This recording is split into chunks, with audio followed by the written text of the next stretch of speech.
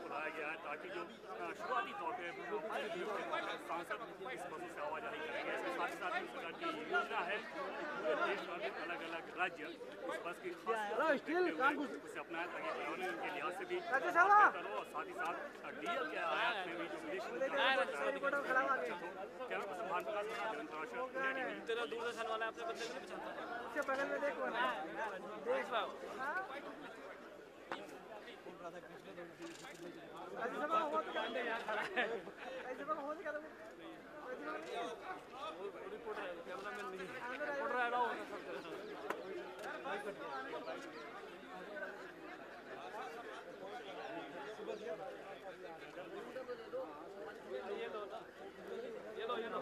ये लो मंडे बस तुम्हारे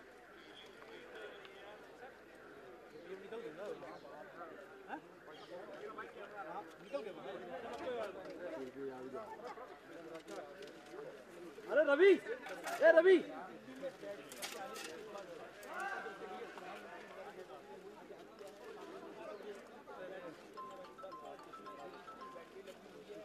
हाँ अरे रुको यार, ये मत चल रहा नीचे यार, बस कर ईटीवी। अरे भाई ये किसने आगे उठा रखा ये कैमरा, पीछे कर लो भाई। ये गंगा आदरणीय स्पीकर महोदय जी, मंत्रिमंडल के मेरे सहयोगी, उपस्थित सांसद भाई और बहनों, हमारे देश में जो स्टेट ट्रांसपोर्ट की बसेस है वो BS2 जिसको यूरो 2 और यूरो 3 ये इंजन की है और जिसके कारण हमारे देश में बहुत पोल्यूशन होता है।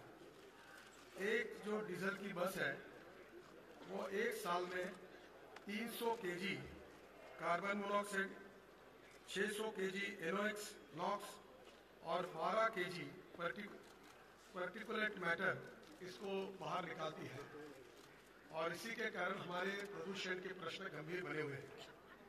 दिल्ली में अभी इसके कारण जो दुष्परिणाम है उसकी चर्चा भी हो रही है। ये जो बस हमने बनाई है ये पूरी तरह इलेक्ट्रिक बैटरी पर है। प्रधानमंत्री जी ने जो प्रेरणा दी कि मेक इन इंडिया और मेड इन इंडिया, उसी के आधार पर तैयार हुई है और हमारे देश में पब्लिक ट्रांसपोर्ट में 1.5 लाख बसेस अभी चल रही है। पायलट प्रोजेक्ट के रूप में हमने 20 बसेस और पुणे में CRT करके जो संस्था हमने तैयार की है, इसमें पंडित जो है KPIT से उनका भी सहयोग रहा है और ये बस अभी अगर 1.5 लाख बसेस हम कन्वर्ट करेंगे तो डीजल का जो खर्चा है उससे 1/5 हमको केवल एक बस जो है वो 8 लाख रुपए की साल में बचत होगी, क्योंकि डीजल और इलेक्ट्रिक के कॉस्ट में इतनी बचत है। कॉस्ट इफेक्टिव, पोल्यूशन फ्री और इंपोर्ट सब्स्टिट्यूट ऐसी ये बस है। और उसके साथ साथ प्रधानमंत्री जी को मैं विशेष रूप से अभिनंदन करूंगा कि आपके डिपार्टमेंट में जो इसरो के साइंटिस्ट हैं उनके सहयोग से उनको हमने बुलाया था और जो एक बस के लिए, बड़े बस के लिए जो लिथियम आयन बैटरी 50 लाख रुपए जिसको लगते हैं वो हमारे वैज्ञानिकों ने तैयार करके दी है और वो बैटरी केवल 5 से 6 लाख रुपए में अब देश में तैयार हो सकती है। ये देश के लिए बहुत गौरव की बात है। उसके ऊपर भी संशोधन उन्होंने पूरा किया, प्रेजेंटेशन मुझे दिया है, उन्होंने अपना पेटेंट भी रजिस्टर किया है और इसके आधार पर विशेष रूप से लघु उद्योगों में इस बैटरी का अगर निर्माण होगा तो हमारी कार, हमारी बाइक्स, हमारी बसेस अगर इलेक्ट्रिक पर आएगी तो देश में बहुत बड़ा पोल्यूशन भी कम होगा। जो 4 बातें आपके मार्गदर्शन में हमने इनिशिएटिव में ली है, आपने स्वच्छ भारत का ऐलान किया। हम लोग स्वच्छ भारत और प्रदूषण मुक्त भारत, ये आपके ही प्रेरणा से आगे जा रहे हैं। Ethanol, biodiesel, biogas, bio CNG और इलेक्ट्रिक चारों फ्यूल के बारे में इसी सेशन में जो नीतियां हमने तय की है उसकी घोषणा करने वाले हैं। और मेरा बहुत विश्वास है कि आपके नेतृत्व में हम जिस प्रकार से स्वच्छ भारत करने में कामयाब हुए हैं, उसी प्रकार से हम प्रदूषण मुक्त भारत ये भी सपना निश्चित रूप से पूरा करेंगे। मैं फिर से एक बार प्रधानमंत्री जी को बहुत बहुत धन्यवाद देता हूं।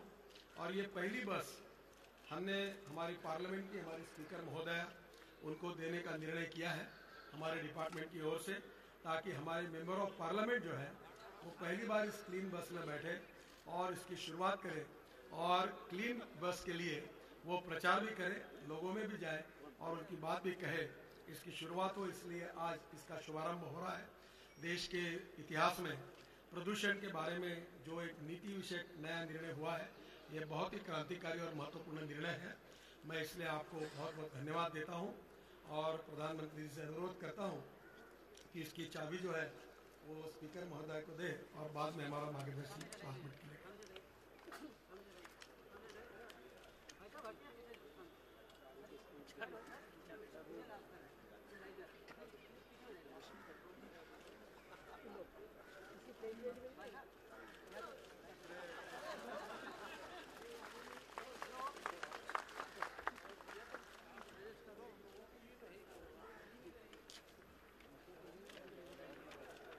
आदरणीय स्पीकर महोदय,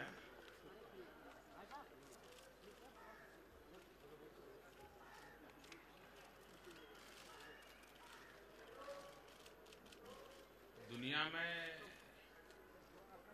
एनवायरनमेंट की चर्चा तो लंबे अरसे से होती है,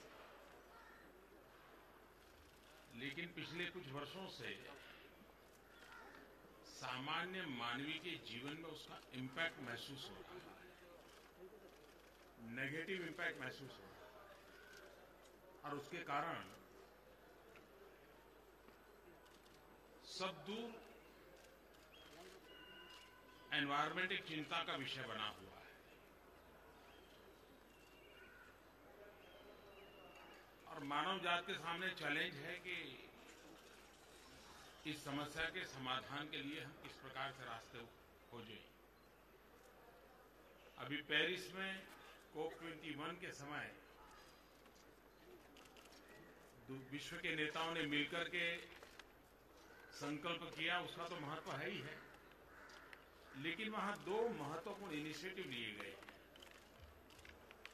एक इनोवेशन की दिशा में काम करना, ताकि हम फॉसिल फ्यूल से मुक्त होकर के एनर्जी में किस प्रकार से आगे बढ़े।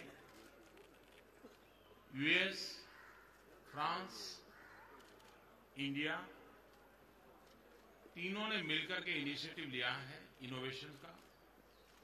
बिल गेट्स फाउंडेशन भी उसके साथ जुड़ा है। इसके एक सकारात्मक परिणाम भविष्य में देखने को मिलेंगे। दूसरा महत्वपूर्ण निर्णय वहां हुआ कि दुनिया में करीब 122 देश ऐसे हैं कि जहां 300 दिन से ज्यादा सूरज तपता है। सूर्य प्रकाश का लाभ 300 से ज्यादा इन देशों को 300 दिन से ज्यादा मिलता है। भारत के इनिशिएटिव से उन देशों का एक संगठन हुआ है और उस संगठन का हेडक्वार्टर भारत में रहने वाला है। और सूर्य ऊर्जा का उपयोग भविष्य में कैसे किया जाए, उस पर ये देश मिलकर के काम करने वाले हैं। मेक इन इंडिया का हमारा जो इनिशिएटिव है, उसमें आज एक नया नजराना ये दुनिया को भी काम आने वाला है, क्योंकि बैटरी के एक नए प्रकार से रचना कैसे हो, बैटरी की लाइफ कैसी ज्यादा हो और बैटरी कॉस्ट इफेक्टिव कैसे हो, इस पर रिसर्च हुआ है। और उसका ये नतीजा है कि पुरानी बस में थोड़ा सा खर्च करके, अभी आपने देखा होगा बस चल रही थी लेकिन आवाज कहीं नहीं आ रही थी। अगर बस चालू करे तो पता चलेगा कि हाँ, चालू है अभी। हाँ, तो उसकी जरा सी भी आवाज नहीं है और पॉल्यूशन का तो उसको कोई अवसर ही नहीं है।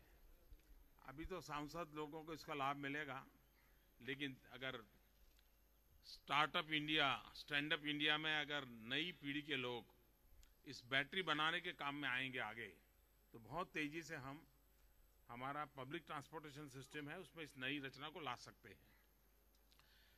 हमारे नितिन जी को इन विषयों में रुचि भी है, वो पढ़ते रहते हैं, कुछ न कुछ खोजते रहते हैं, तो मैं उनको बधाई देता हूं कि उन्होंने एनवायरनमेंट की दृष्टि से टेक्नोलॉजी को कैसे उपयोग किया जाए और मेक इन इंडिया को बल देखते हुए कैसे आगे बढ़ा जाए, उसमें एक सफल प्रयास किया है। मैं उनको बधाई देता हूं।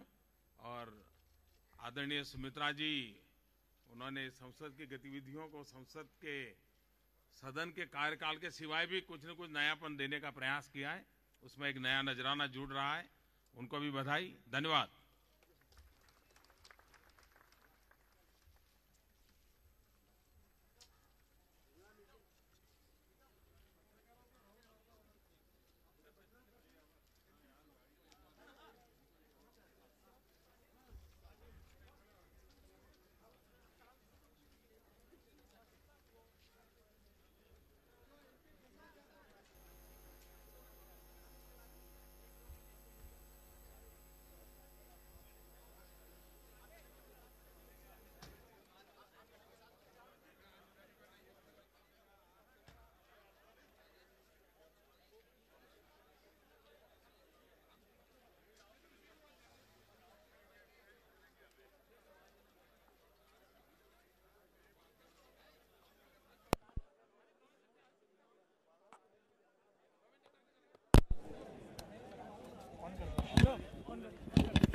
बिल्कुल, ये बेहद अहम कदम कहा जा सकता है।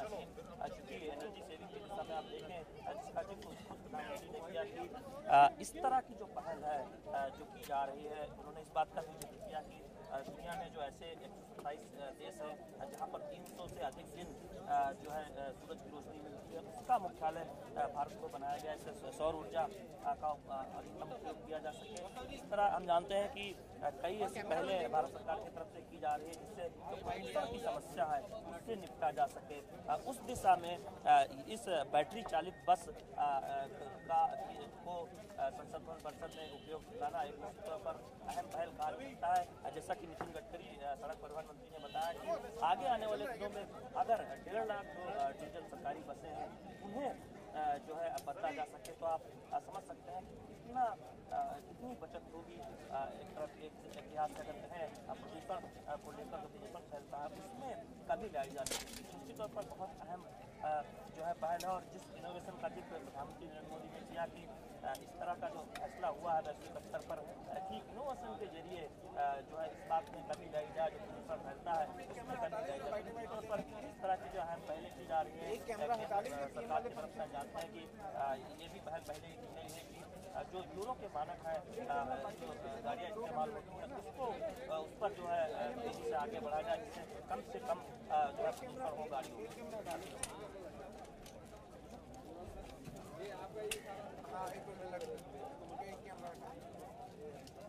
एक कैमरा हटा रहे हैं। देखिए, अभी सांसद जो है बस के अंदर गए और निरीक्षण कर रहे हैं। आप जानते हैं कि थोड़ी देर पहले प्रधानमंत्री नरेंद्र मोदी ने इसकी चाबी लोकसभा अध्यक्ष सुमित्रा महाजन को सौंपी है और उसके बाद